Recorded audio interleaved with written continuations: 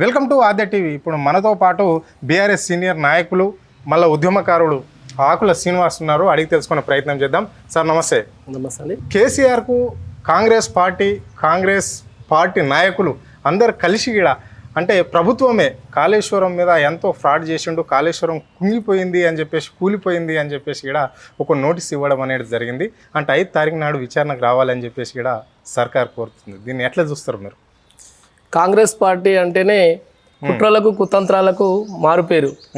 ఏదో రకంగా ఈ రేవంత్ రెడ్డి ప్రభుత్వం చాతగాక చావలేక బతకలేక ఈరోజు పెద్ద ఆయన మీద నోటీసులు పంపించి తెలంగాణ ప్రజల మైండ్ సెట్ను దృష్టి మరల్చాలని ఒక పెద్ద కుట్రతోని నోటీసులు ఇచ్చింది. ఈ నోటీసులు కూడా ఈరోజు కమిషన్ ఆల్రెడీ మనకు రిపోర్టు ప్రభుత్వానికి ఇవ్వబోతున్న తరుణంలో ఆ కమిషన్లో ఏమీ తేలకపోవడం, అందులో ఏమి లేకపోవడం, చేసింది ఏమి లేక మళ్ళీ ప్రజల దృష్టి మార్చాలని ఈరోజు రేవంత్ రెడ్డి ప్రభుత్వం కేసీఆర్ గారికి, హరీష్ రావు గారికి మరియు ఈటల రాజేందర్ గారికి నోటీసులు ఇచ్చి ప్రజల దృష్టిని మార్చాలని మరోసారి కుట్రకోణంలో కాంగ్రెస్ ప్రభుత్వం కాలయాపన చేస్తుంది. కానీ ప్రజలకు ఏం కావాలి? ఈరోజు తెలంగాణ రైతాంగం అకాల వర్షాలు వచ్చి ధాన్యం కళ్ళాలలో తడిచి ధాన్యం మొత్తం ఇట్లా మొలకలు వెళ్తుంది. అయినా కానీ కాంగ్రెస్ ప్రభుత్వానికి కళ్ళు లేని కబోదిలాగా ఈరోజు రైతుల ఆగ్రహానికి గురి అవుతుంది కాంగ్రెస్ పార్టీ. కాళేశ్వరం అంటేనే రైతుల కోసం, ప్రజల కోసం కట్టిన ఒక మహోత్తరమైన ప్రాజెక్ట్ అది. ఆ ప్రాజెక్టు మీద ఈరోజు కమిషన్ వేశారు. కమిషన్ ఏమి తేల్చలేక మళ్ళీ సిగ్గుపోతుందని రేవంత్ రెడ్డి తన పరువు ఏడబోతుందో అని చెప్పి మళ్ళీ పెద్ద ఆయనకు నోటీస్ ఇవ్వడం జరిగింది. ఈ నోటీస్ మేమేమనుకుంటున్నాం, పెద్ద ఆయన అంటేనే తెలంగాణ అంటేనే పెద్ద ఆయన. ఈరోజు తెలంగాణ ప్రజలందరికీ నోటీస్ ఇచ్చినట్టే. ఖబర్దార్ రేవంత్ రెడ్డి, నువ్వు తెలంగాణతో గోక్కుంటున్నావు. తెలంగాణ ప్రజల ఆగ్రహానికి గురి కాకు. ఇప్పటికైనా సోయి తెచ్చుకొని రైతాంగం ఈరోజు చాలా ధాన్యం తడిసి గగ్గోలు పెడుతుంది. చాలా బాధాకరమైన విషయం. ఆ విషయాలను దృష్టి సారించి ప్రజాపాలన చక్కగా చేసుకో.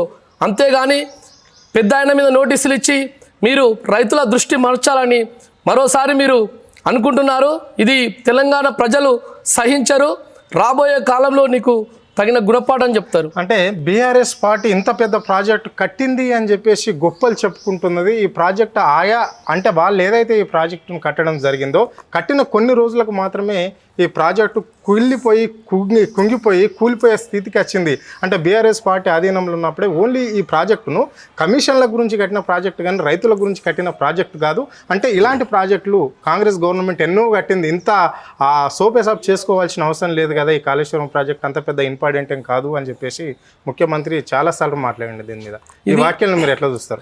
75 సంవత్సరాలు స్వాతంత్రం వచ్చిన తర్వాత కూడా ఈ గోదావరి నది పైన ఎటువంటి బ్యారేజీలు కానీ కనీసం చెక్ డ్యామ్లు కూడా కట్టలేని పరిస్థితి ఈ కాంగ్రెస్ ప్రభుత్వంది.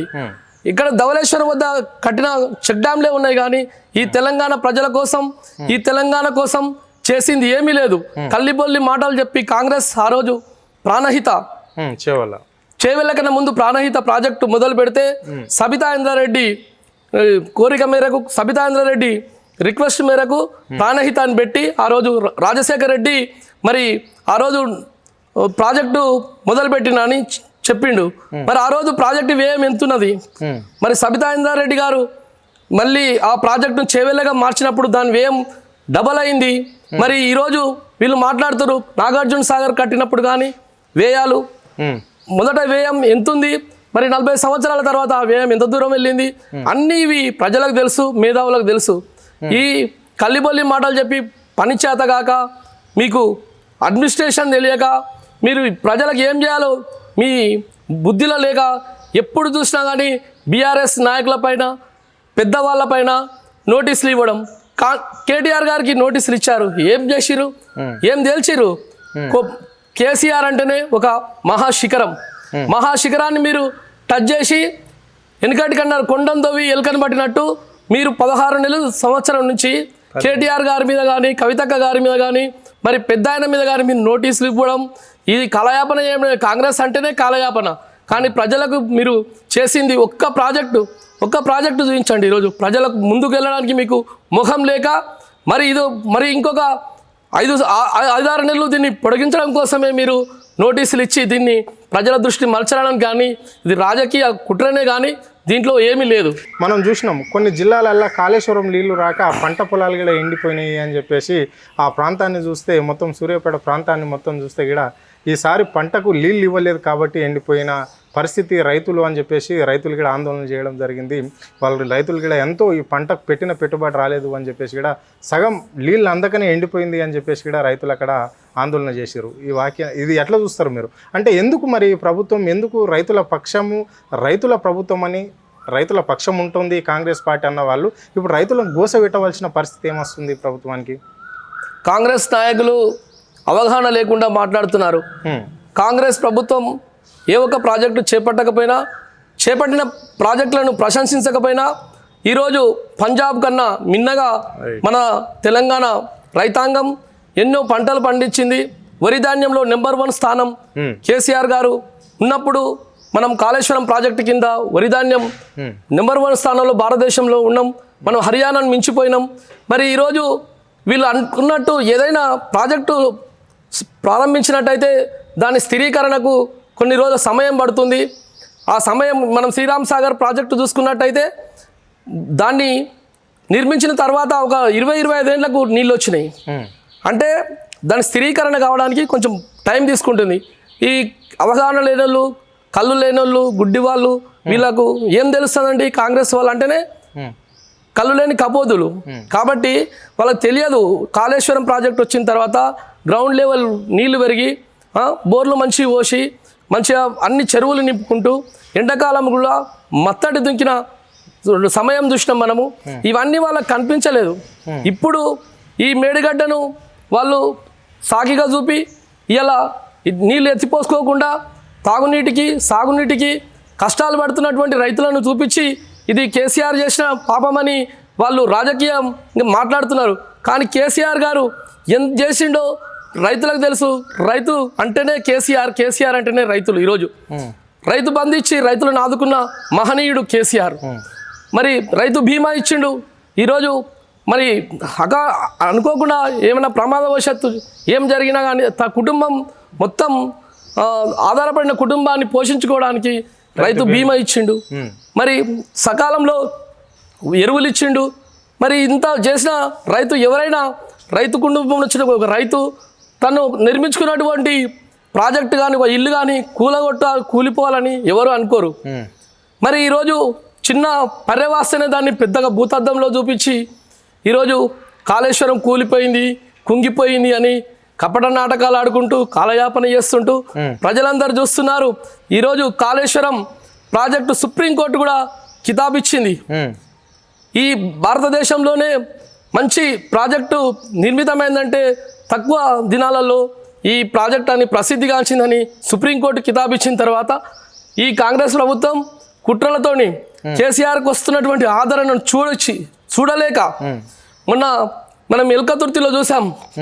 ఆ సభలో రైతాంగం స్వచ్ఛందంగా కదిలి వస్తుంటే కాంగ్రెస్ వాళ్ళ గుండెల్లో బాంబులు వెళ్ళినట్టు వాళ్ళకు ఏదో జరిగిపోతున్నట్టు పరిశాన్ అయ్యి ఈరోజు నోటీసులు ఇచ్చి దాన్ని దారి మార్చాలి.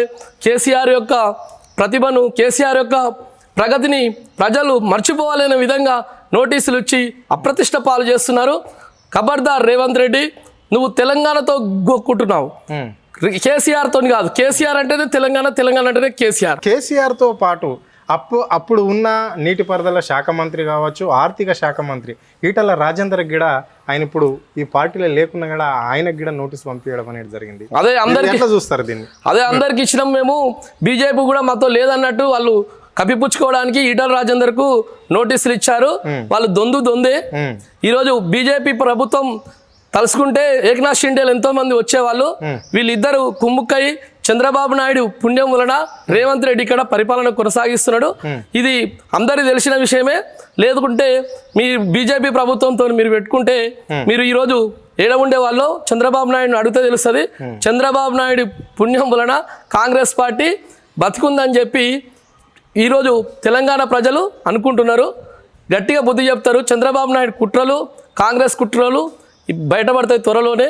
మీరు రాబోయే ప్రజాక్షేత్రంలో మీ రంగేందో మీ బొంగేందో చూపిస్తారు తెలంగాణ ప్రజలు. అంటే కావాలనే ఈ రాష్ట్రంలో ఏది అభివృద్ధి చేయకుండా, ఏ కంపెనీలు రాకుండా ఇక్కడ బీఆర్ఎస్ పార్టీ నాయకులే కొంతమంది అడ్డుపడుతున్నారు అని చెప్పేసి ముఖ్యమంత్రి పదే పదే చెప్తుంటాడు. ఈ వాక్యాలను మీరు ఎట్లా చూస్తారు? అదే ఆడరాక పాదగజ్జలు అన్నట్టు నీకు చాతగాక చావలేక నీవు ప్రాజెక్టులు తేలేక ఈరోజు ప్రతిపక్షం ఎప్పుడు ఏం కోరుకుంటుంది? ప్రజల పక్షాన, ప్రజల కొరకు, ప్రజల మేలు కొరకు ప్రతిపక్షాలు పోరాటం చేస్తాయి. కానీ ప్రజలకు వచ్చే ఏవైనా ఫలాలను అడ్డుకోవడానికి ఎప్పుడు ప్రతిపక్షం అడ్డుకోదు. ఇది జగమెరిగిన సత్యం. నీకు ఆడరాకపోతే నీకు గజ్జలు పక్కకెట్టి సపరేట్ చేతులు ముంచుకొని కూర్చో, అంతేగాని నువ్వు ప్రతిపక్షాల మీద నెపం వేస్తూ నన్ను ఎవరు పెట్టుబడులు పెట్టనిస్తలేరు, నాకు డబ్బులు వస్తలేవు అని చేతగాని ముఖ్యమంత్రి ఇలాగ మాట్లాడకు. నీవు ఉంటే నువ్వు రా, వచ్చి నువ్వు పరిపాలన చేయి. ఏం లేదు, కేసీఆర్ గారు చేసిన పరిపాలన చేయండి చాలు. నువ్వు ఇచ్చిన హామీలు 6 గ్యారంటీలు అవి తూతుమ్మలని అందరికీ తెలిసిపోయింది.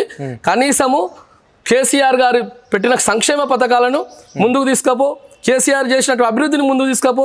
అన్ని కట్టినాక వచ్చి నువ్వు అందులో నీవు ఆడలేకపోతున్నావు, నీతోని కాలేకపోతున్నది. ముఖ్యమంత్రి ఒక మాట అన్నాడు, అంటే ఇక్కడ కేసీఆర్ ఇంప్లిమెంట్ చేసిన పథకాన్ని ఏ పథకాన్ని రన్ చేస్తలేము, అన్నింటినీ రన్ చేస్తున్నాం కదా. అంటే వైఎస్ రాజశేఖర రెడ్డి పెట్టిన ఆరోగ్యశ్రీని కూడా మేము ఇస్తున్నాం. ఇక్కడ కళ్యాణ లక్ష్యం ఇస్తలేమా, లేకుంటే షాదీ ముబారక్ ఇస్తలేమా, పెన్షన్లు ఇస్తలేమా, కేసీఆర్ పథకం ఏది ఆగింది, రైతులకు రైతు బంధు ఇస్తలేమా, రుణమాఫీ చేయలేమా అని చెప్పేసి కూడా ముఖ్యమంత్రి మాట్లాడడం జరిగింది. వాక్యాలను మీరు ఎట్లా చూస్తారు? ఏదో తూతుమ్మలుగా ఇచ్చినమా పోయినామంటే పుచ్చుకున్నామా పోయినాం అన్నట్టు మీరు 5 మందికి 10 మందికి ఇచ్చి ఇగో ఈ పథకం ఇచ్చేసినాం. మొన్న చూసాం కదా, అమరాబాదు నల్లమల్ల అడవులలో పోయి మన గిరిజనులకు ఒక 5 మందికి పంప్ సెట్లు ప్రకటించి మొత్తం చేసేసినట్టు, ఇల్లు అలకంగానే పండుగ అయిపోయినట్టు. అది కాదు నువ్వు చేసేది. రుణమాఫీ ఎవరికి చేసినావు, ఎంతమందికి చేసినావు, ఎన్ని లక్షలు చేసినావు తెలియదా మాకు? రైతు బంధు ఎంతమందికి ఇచ్చినావు, ఎన్ని ఎకరాల వరకు ఇచ్చినావు తెలియదా? అన్ని ఇన్కంప్లీటే. ఏదైనా కంప్లీట్ చేసినావా? నువ్వు మొదలుపెట్టిందే ఇన్కంప్లీట్, నువ్వు చేసేది ఇన్కంప్లీట్. నువ్వు ఇన్కంప్లీట్ ముఖ్యమంత్రివి. కంప్లీట్ ముఖ్యమంత్రి అని నీకే తెలియదు. నేను ముఖ్యమంత్రి అనే హోదా ఉంది నాకు అనేది నీకే తెలియదు. నువ్వు ఇన్కంప్లీట్ ముఖ్యమంత్రివి అంతే. అంటే మీరు వరంగల్ సభ గురించి మాట్లాడారు, ఇప్పుడు దానికి అడగవలసి వస్తుంది మేము. అంటే వరంగల్ సభ మాత్రం ఓన్లీ కుర్చీలే కనిపిస్తున్నాయి, ఫెయిల్. బీఆర్ఎస్ సభ 25 సంవత్సరాల తర్వాత సిల్వర్ జూబ్లీ నిర్వహిస్తున్నారు కాబట్టి పార్టీ ఆరోపించిందని అది ఫెయిల్ అని చెప్పేసి అక్కడ కాంగ్రెస్ నాయకులు గట్టిగా చెప్పడం అనేది జరిగింది. మంత్రులుగా చెప్పారు. కాంగ్రెస్ నాయకులు కళ్ళు లేని కబోదులు. జర్నలిస్టులు అయితే 3వ నేత్రం కదా. జర్నలిస్టులు అనే వాళ్ళు ప్రజాస్వామ్యంలో 3వ కన్ను. మరి 3వ కన్నుకు తెలియలేదు. ఆ రోజు ఇంతమంది జర్నలిస్టులు వచ్చారు, ఎంతమంది పత్రికా విలేకరులు వచ్చారు, భారతదేశం నుంచి కూడా జర్నలిస్టులు వచ్చారు. మరి వాళ్ళందరికీ కనిపించలే ఖాళీ కుర్చీలు, ఒక ఫోటో వేయలేదు, ఒక పేపర్ లేదు. కాంగ్రెస్ వాళ్ళు మాట్లాడితే అయిపోతుందా? ఆ సభకు సంబంధించిన ఏర్పాట్లకు అన్ని విధాలుగా సహకరించాలని మా అధికారులకు చెప్పా. అక్కడ ఉన్న మా పొన్నం ప్రభాకర్ మంత్రికి కూడా చెప్పాను నేను. ఏంటంటే ఎన్ని బస్సులు కావాల్సి అన్ని బస్సులు ఆ పబ్లిక్కి ఇవ్వండి అంటే, ఆ పార్టీకి సంబంధించిన ప్రతిపక్షం వాళ్ళకి సంబంధించిన వాళ్ళకు వాళ్ళు మీటింగ్ ఏర్పాటు చేసుకుంటే బాగుంటుంది. ప్రతిపక్షం ఎంత గట్టిగా ఉంటే పాలకపక్షం అది ఇంకా గట్టిగా ఉంటుంది, అంటే పనులు నెరవేర్చవచ్చు అని చెప్పేసిన నేను. కానీ ఇంత కేసీఆర్ 57 నిమిషాలు మాట్లాడినప్పటికి కూడా ఒక్కసారి కూడా నా పేరు రేవంత్ రెడ్డి అనడానికే తరికిండు, భయపడ్డాడు అని చెప్పేసి కూడా ఆయన వ్యాఖ్యలు చేయడం జరిగింది. ఇది మీరు ఎట్లా చూస్తారు? ఈరోజు రేవంత్ రెడ్డి తన పేరు తనే మర్చిపోయి ముఖ్యమంత్రి ఎవరో తెలియనటువంటి పరిస్థితిలో డిప్రెషన్లో ఉన్నాడు.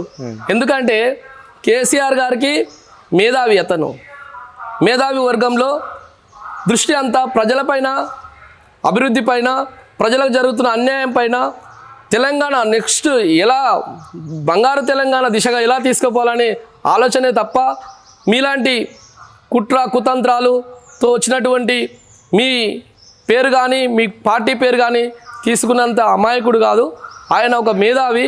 ఆ మేధావిని మీరు టచ్ చేసినట్టయితే అగ్నిగోళం అవుతుంది. మీరు అనవసరంగా కేసీఆర్ గారితో కానీ తెలంగాణతో కానీ గోక్కోకండి. మీరు అభివృద్ధి వైపు మీరు దృష్టి సారించండి. మేమంతా సహకరిస్తామని చెప్తున్నాము. ఏ తప్పు చేయనుళ్ళు నోటీస్ ఇచ్చినప్పుడు హాజరు కావచ్చు కదా, ఎందుకు ఇంత గగ్గోలో పెట్టుకుంటున్నారు అని చెప్పేసి ఒక మంత్రి అంటున్నాడు. కాళేశ్వరం పట్ల అవినీతి జరిగింది అని చెప్పేసి ఇక్కడ కాంగ్రెస్ నాయకులు గట్టిగా చెప్తుంటారు. ప్రతి మాటలు మాట్లాడుతుంటే కాళేశ్వరం అంటే కమిషన్ల ప్రాజెక్టే అంటారు వాళ్ళు. ఈ వ్యాఖ్యలను మీరు ఎట్లా చూస్తున్నారు? ఆ మంత్రి అనే మాటలను కూడా మీరు ఏ విధంగా చూస్తారు? కాళేశ్వరం ప్రాజెక్ట్ అంటే ఒక ఖాళీ ప్రాజెక్టే కాదండి, దానికి ఎన్ని టన్నల్స్ ఉన్నాయి, ఎన్ని కిలోమీటర్ల వరకు దాన్ని సొరంగ మార్గాలు ఉన్నాయి, దాని ఎన్ని బ్యారేజీలు ఉన్నాయి, ఎన్ని ఎక్విప్మెంట్స్ ఉన్నాయి, ఎన్ని మోటార్లు ఉన్నాయి, ఎన్ని పంప్ సెట్లు ఉన్నాయి, ఇవన్నీ కలిసి అది ఒక అమౌంట్. అంతేగాని మీరు 85,00,000 లక్ష కోట్లు పెట్టిన ప్రాజెక్టే 1,00,000 కోట్లు అయినప్పుడు మీరు అవినీతి ఎలా తీసుకుంటారు? ఈరోజు మరి ప్రాజెక్టు లేనిదే మనకు వరి ధాన్యం పండిందా? ప్రాజెక్టు లేనిదే హైదరాబాద్కు తాగునీటి వస్తుందా? ప్రాజెక్టు లేనిదే మనకు పరిశ్రమలకు నీళ్ళు అందుతున్నాయా? మరి ఇవన్నీ మీరు చూసుకున్నట్టయితే మీరు ఒక 3 సంవత్సరాలు ఆగండి. 3 సంవత్సరాల తర్వాత మేము ఆ ప్రాజెక్టును మీతోని కాదు, ఆ పర్రెను కూడా మూసేంత శక్తి మీకు లేదు. ఆ పర్రెను మేమే మూసుకుంటాము, ఆ పగులను మేమే మూసుకుంటాము. రాబోయే కాలంలో తెలంగాణను సస్యశ్యామలంగా చేయడానికి మా ముఖ్యమంత్రి గారు హర్నిశలు తెలంగాణ కోసము కృషి చేస్తుండే, అభివృద్ధి కోసం. ప్రతిపక్ష నాయకుడు అయ్యుండి కూడా మీ కుట్ర కుతంత్రాలను పక్కన పెట్టి ప్రజలకు ఏమి కావాలో, అభివృద్ధి ఎలా జరగాలో నెంబర్ 1 స్థానం చేయడానికి కొద్దిగా మీరు 3 సంవత్సరాలు ఆగండి. 3 సంవత్సరాల తర్వాత మళ్ళీ మా మహాశిఖరం వస్తుంది.